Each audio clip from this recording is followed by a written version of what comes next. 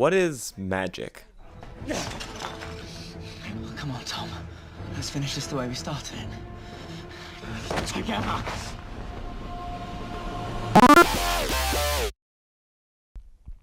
Magic, when you look at it, seems like a really vague concept. You wave a wand and say some magic words and get whatever you want. Well, it's a little more involved than that. At least in the Potterverse, and that's what I'm going to talk about today.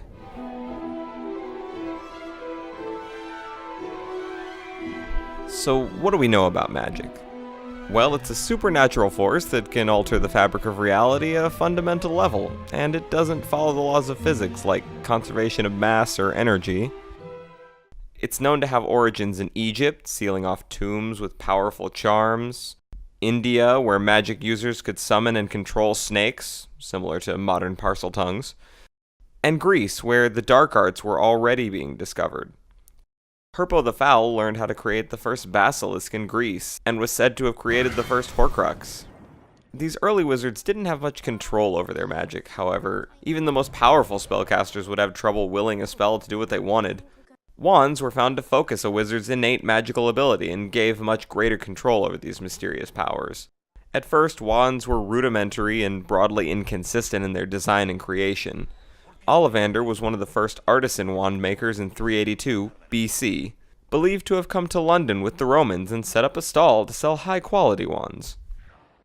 It was traditional practice to bring your own wand core to be made into a wand. It had to be an item from something magical, and usually something relevant to your life. Wand cores were broad and varied, and included things like vela hair, kelpie manes, dittany stalks, and even Kneazle whiskers. Garrick Ollivander, when he became the owner of Ollivanders, decided to devote his time to study the finest wand cores. And today, Ollivanders only sells wands with phoenix feather, unicorn hair, and dragon heartstring cores. Wands themselves are an interesting matter, if for no other reason than even the most skilled wand makers don't fully comprehend them. Wands have a type of quasi-sentience. They choose their owner and cast their allegiance to those they deem worthy. They're often thought to be sentimental of their owners, too. Anyone can use another person's wand, but often the wand is less responsive or less powerful when it's not in the hands of someone it allies with. Wands are even known to go dormant and die, losing all their magical ability. Now, every wizard in the wizarding world is born with their own ability to use magic, which would technically make them sorcerers, but that's a whole other video.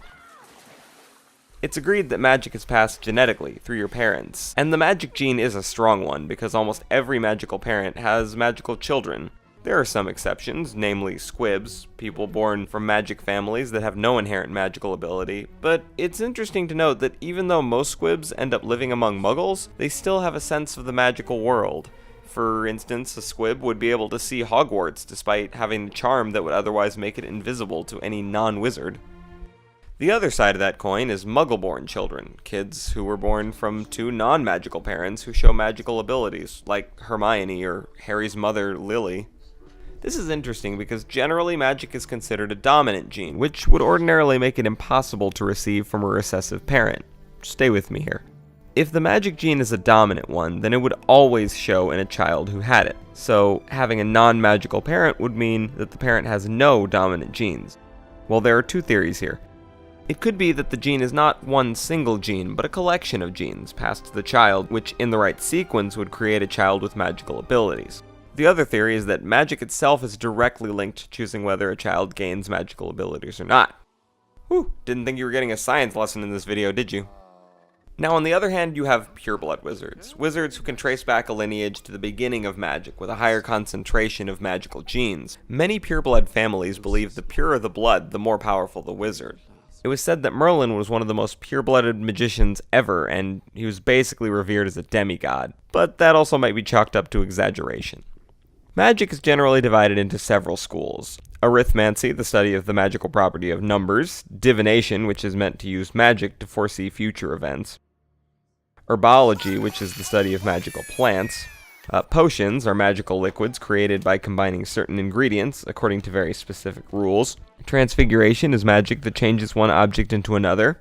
Charms is a broad general term from anything from levitation and summoning to enchantment. It's kind of a catch-all for magic that doesn't fit in any other category. Leglomancy is the use of magic to extract emotions, thoughts, and memories from a person, and occlumency is the defense against such magic. And the dark arts, which are generally associated with jinxes, hexes, and curses. These spells are often considered dark arts because they're directly linked to the negative intent of the user. Most spellcasting requires the assistance of a wand to focus the wizard's magical energy through, and the use of an incantation, along with the specific movement of a wand. However, none of these components seem to be essential. Often, when a wizard fully masters a spell, they don't have to speak the incantation to cast it, and some more powerful wizards can even cast spells without the need of a wand. This, however, puts a great amount of strain on the spellcaster, and requires precise concentration. In addition, there are some magical abilities that don't require a wand at all, such as Animagi, who can transform into animals at will, Metamorph Magi, who can change parts of their appearance based on their mood. There are Parseltongues, Seers, and magical creatures that often have resistance to magic. These all seem to be directly linked to some kind of genetic traits. There are also spell-like effects, like an Unbreakable Vow and a Priori Incantatum, when two wands with the same core counteract one another. There are, however, limits to what magic can do. When conjuring an item, it's much easier to create something that is more general. The more specific an item is, the more likely it is to crack, rust, or deteriorate. Conjured objects can only exist for a temporary period of time, and an object can only be enlarged to a certain point before it becomes unstable and explodes. Gamp's law of elemental transfiguration has 5 basic principles, stating, you cannot create food, clothing, or anything that must be generally constructed by artisan means. You can't create rare or precious elements. You can't cure harm done by an intentionally harmful curse. You cannot resurrect a soul after it has left the body. And the 5th principle of Gamp's law is subject to debate, simply because we don't have enough details on the matter, but it's likely related to the impossibility of creating anything generated by the human mind, such as knowledge, love, or the soul. Now, with all this information, we better understand how magic works, but does that truly answer the question of what magic is?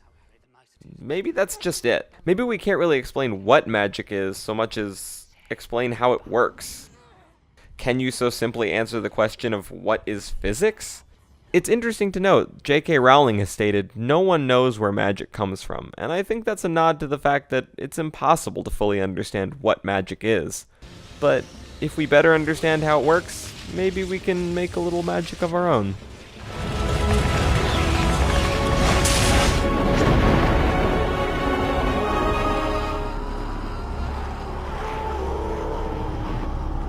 Hey guys, thanks for watching another episode of Pizza Slice Pop Culture. If you enjoyed it, hit that like button and I'll keep these coming. Until then, check out some of our other videos, and I'll see you next time right here on Co-Optimistic.